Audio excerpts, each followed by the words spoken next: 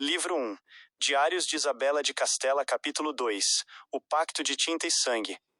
Septidial, 7 de Sestobro, ano 1990 da Era de Peixes, Reino da Espanha, Ala das Rainhas e aposentos privados. Fim do inverno, lua crescente. 7 dias se passaram desde que o martelo do destino bateu no Palácio de Cristal. 7 dias em que o Reino da Espanha celebrou minha entrada na corte com uma opulência que escondia, sob camadas de seda e música, a frieza de uma transação comercial. As festividades de debutante, que deveriam ser o ápice da minha juventude, transformaram-se em um longo corredor de olhares curiosos e sussurros sobre o almirante italiano que agora carregava o selo de noivado da coroa.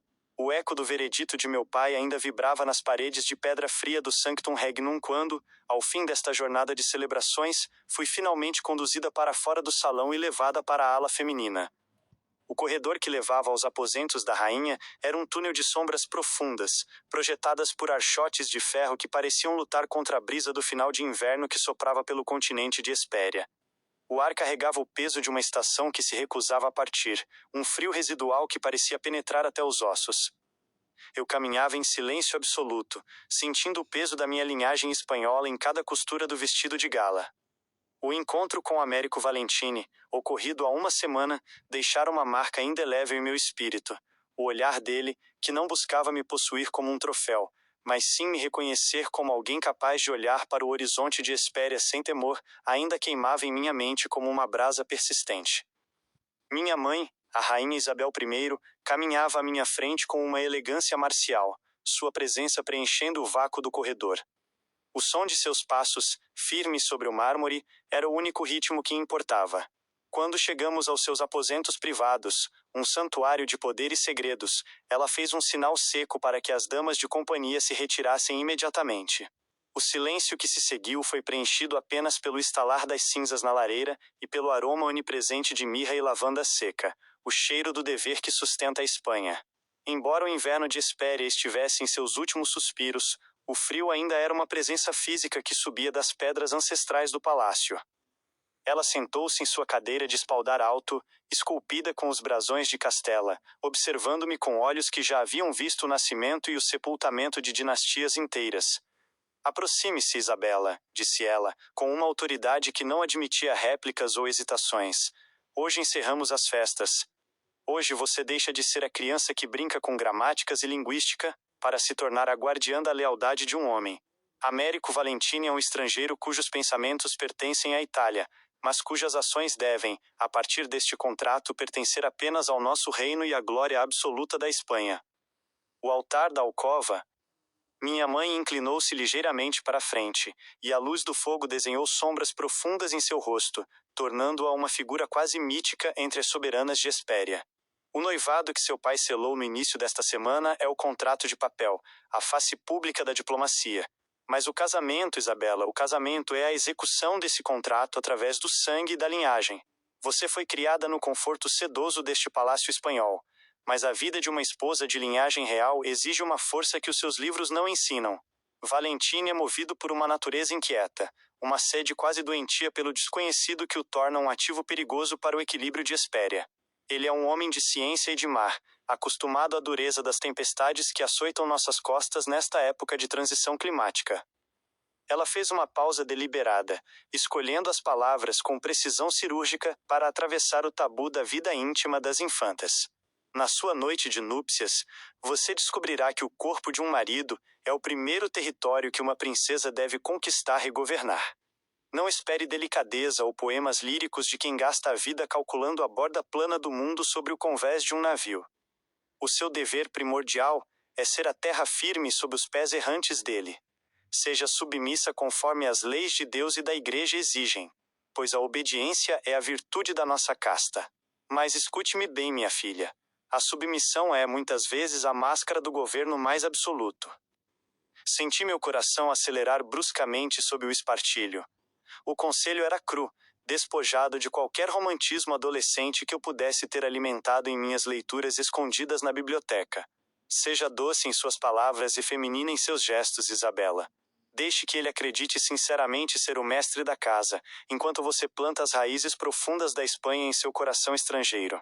É através do seu ventre, e apenas dele, que garantiremos que o gênio de Américo deixe de ser da Itália e passe a ser nosso por direito de sangue. Cada filho que você carregar será um prego a mais que prenderá as descobertas dele ao nosso trono espanhol. Domine-o com a doçura de um porto seguro, para que, não importa o quão longe ele navegue pelos mares de Hespéria, ele sempre sinta que a única razão para voltar é o seu abraço e a nossa bandeira. O veneno de Portugal e a sombra da inveja. A conversa densa foi subitamente interrompida pela porta lateral se abrindo. Anabela, minha irmã e atual rainha de Portugal, o reino vizinho que vigiava cada passo de nossas fronteiras, entrou com a vivacidade de quem traz notícias frescas e perigosas. Ela estava em nosso palácio como uma observadora astuta de Lisboa, buscando qualquer sinal de fraqueza no coração da Espanha para relatar ao seu marido Habsburgo. Vejo que os conselhos de Estado já começaram a ser sussurrados antes mesmo do banquete de encerramento, disse Anabela, com um sorriso frio que não alcançava seus olhos.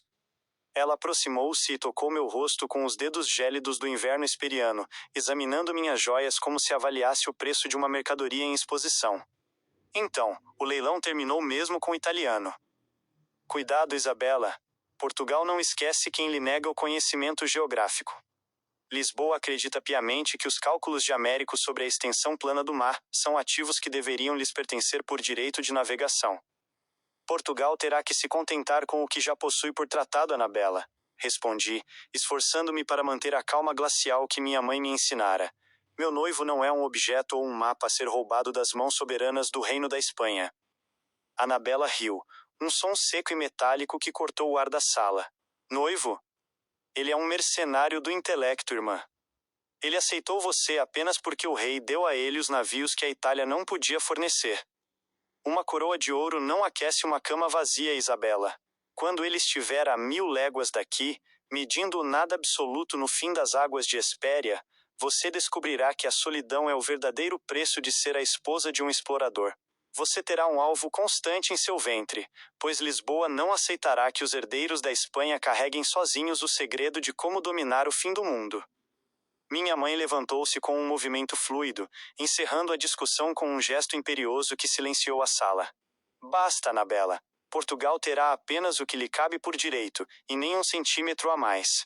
Isabela cumprirá o seu papel perante Deus e a coroa. O silêncio da cronista. Quando finalmente fui autorizada a me retirar para a quietude de meus próprios aposentos, a noite do 7º dia estava profunda. O som do vento de final de inverno contra as janelas de pedra de Hespéria parecia repetir, em sussurros, as advertências da minha mãe e as ameaças venenosas da minha irmã. Sentei-me à minha escrivaninha de nogueira, o único lugar onde eu podia ser verdadeiramente eu mesma dentro deste império. Aos olhos do mundo, fui prometida por um contrato de papel ao fim desta semana de festas, escrevi, a tinta negra secando rapidamente sobre o papel de pergaminho. Minha mãe me pede para ser a âncora que sequestra o gênio estrangeiro para o seio do reino da Espanha. Minha irmã me promete o perigo constante das espreitas de Portugal. Mas o que elas não sabem é que, no salão, vi algo muito mais profundo nos olhos de Américo Valentini. Vi um homem que busca a verdade técnica tanto quanto eu busco as palavras exatas. Ele não quer uma prisioneira doméstica. Ele quer alguém que testemunhe a grandeza absoluta do plano de Deus sobre a terra. Fechei os olhos por um momento, sentindo o peso do futuro. Eu seria a princesa exemplar que a Espanha exigia. Mas eu usaria a doçura descrita pela rainha para garantir que a jornada dele fosse, em cada milha, minha própria jornada. Em 1990, o destino de uma mulher em Hespéria era ser o alicerce de um império. Mas eu pretendia ser a cronista que veria o mundo ser medido ao lado do homem que não me ofereceu mentiras, mas o abismo honesto do horizonte. O inverno se despedia, e o cheiro de mar e tinta começava a impregnar permanentemente minha vida.